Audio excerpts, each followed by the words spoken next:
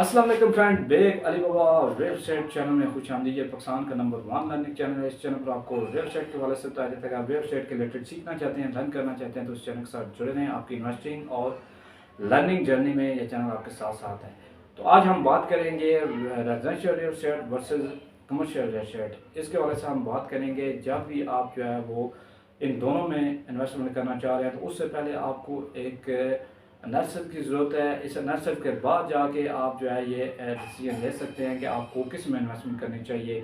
इन दोनों के जो है एडवांटेजेस और डिसएडवांटेजेस आपके सामने होने चाहिए कि रेजिडेंशियल रियल एस्टेट जो है आपके लिए बेस्ट हो सकती है या कमर्शियल रियल एस्टेट जो है आपके लिए बेस्ट हो सकती है। तो ये आज की वीडियो मुकम्मल जो है इसके रिलेटेड मैं लाया हूँ ताकि आप इन दोनों के जो है वो एडवांटेजेस और डिसएडवांटेजेस दोनों को समझते हुए आपका अपना जो है एक सेल्फ जो है इन्वेस्टर जो है आपके पास होना चाहिए। तो उसके बाद जाके आप इसमें जो है वो इन्वेस्टमेंट कर सकते हैं।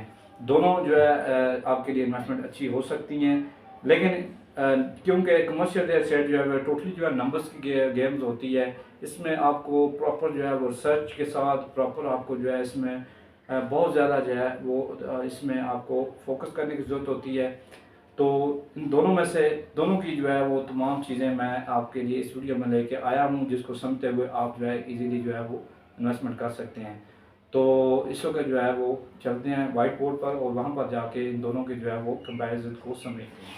तो आज हम बात करेंगे रेजिडेंशियल और कमर्शियल रियल एस्टेट के हवाले से, इनके दरमियान जो है मेन डिफरेंसेस क्या है उसके ऊपर बात करेंगे। तो इसमें सबसे पहला जो डिफरेंस है वो रेंटल इनकम के हवाले से है। यहाँ पर आपको रेजिडेंशियल रियल एस्टेट में आपको 3 से 4% जो है वो रेंटल इनकम आपको मिल रही होती है। अगर अदर साइड आप देखें कमर्शियल रियल एस्टेट में आपको अच्छी जो है रिटर्न ऑफ इन्वेस्टमेंट भी मिल जाती है, आपको जो है वो अच्छी जो है वो रेंटल इनकम भी मिल जाती है।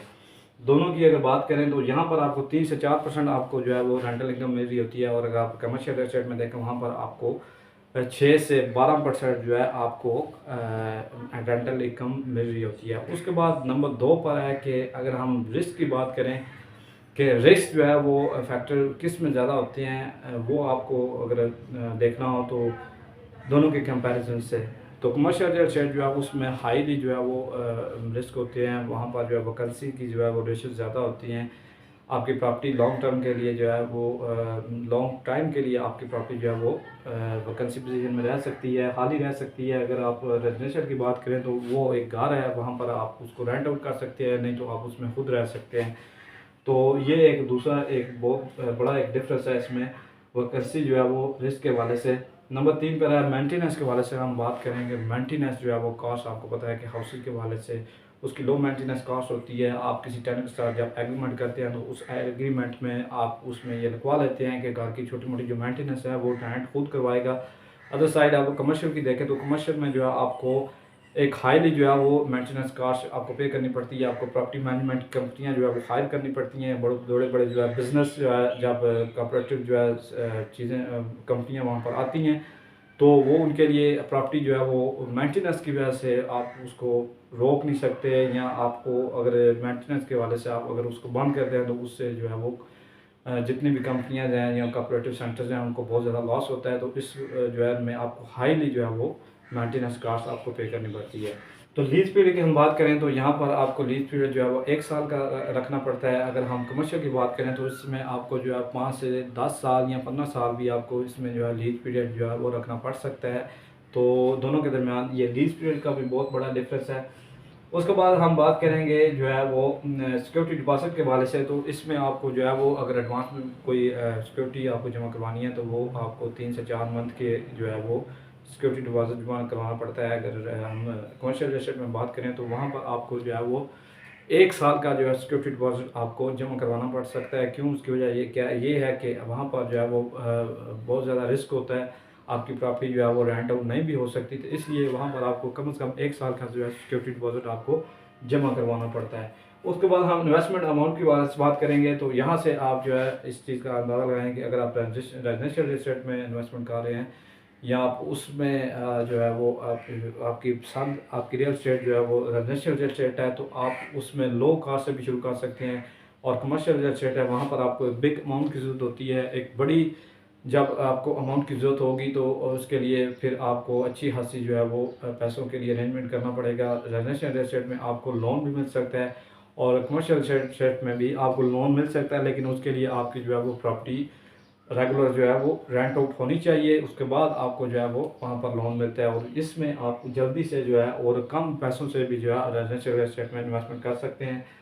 तो ये एक लो इन्वेस्टमेंट अमाउंट से भी आप शुरू कर सकते हैं। उसके बाद टैक्स बेनिफिट्स की बात करें तो टैक्स बेनिफिट्स जो है वो आपको रेजिडेंशियल एस्टेट में बहुत ज़्यादा मिल जाते हैं, और कमर्शियल एस्टेट में आपको जो है वो टैक्स बेनिफिट्स नहीं मिलते। ये भी एक बहुत बड़ा डिफरेंस है कि जब आप कोई बंदा घर के लिए जो है लोन ले रहा है या वो घर बना रहा है, तो उसमें आपको लो जो है वो टैक्स हाई टैक्स बेनिफिट्स मिलते हैं, और कमर्शियल में आपको लो टैक्स बेनिफिट्स मिलते हैं। उसके बाद लिक्विडिटी की बात करें तो लिक्विडिटी जो है, अगर आप रेजिडेंशियल एस्टेट आपको सेल करना इजी होता है, और कमर्शियल प्रॉपर्टी अगर आपने सही प्रॉपर्टी नहीं खरीदी या आपने सही खरीदी भी है तो उसको आप जो है इजीली उसको सेल आउट नहीं कर सकते। अदर साइड आप जो है अगर घर की बात करें, रेजिडेंशियल एस्टेट की बात करें, तो वो आपके लिए सेल आउट करना आसान होता है। तो इससे जो है आप ये अंदाज़ा लगा सकते हैं कि इसका अगर कंक्लूजन ये आप निकालें कि रेजिडेंशियल रियल एस्टेट जो है वो आपके लिए बेस्ट ऑप्शन है। फर्स्ट ऑफ ऑल जो है आपको जब आप रियल एस्टेट में इन्वेस्टमेंट कर रहे हैं तो आपको जो है रेजिडेंशियल रियल एस्टेट से ही इन्वेस्टमेंट अपनी शुरू करनी चाहिए। वहाँ पर कमर्शियल रियल एस्टेट में जो है जो एक्सपीरियंस जो इन्वेस्टर हैं वही उसमें जो है इन्वेस्टमेंट करते हैं, उसमें रिस्क हाई होते हैं, उसके लिए ज़्यादा अमाउंट की ज़रूरत होती है। और वैसे भी अगर हम देखें जहाँ पर जो है वो रेजिडेंशियल रियल एस्टेट ऊपर नहीं गई, वहाँ पर जो है कमर्शियल रियल एस्टेट भी ऊपर नहीं जाती।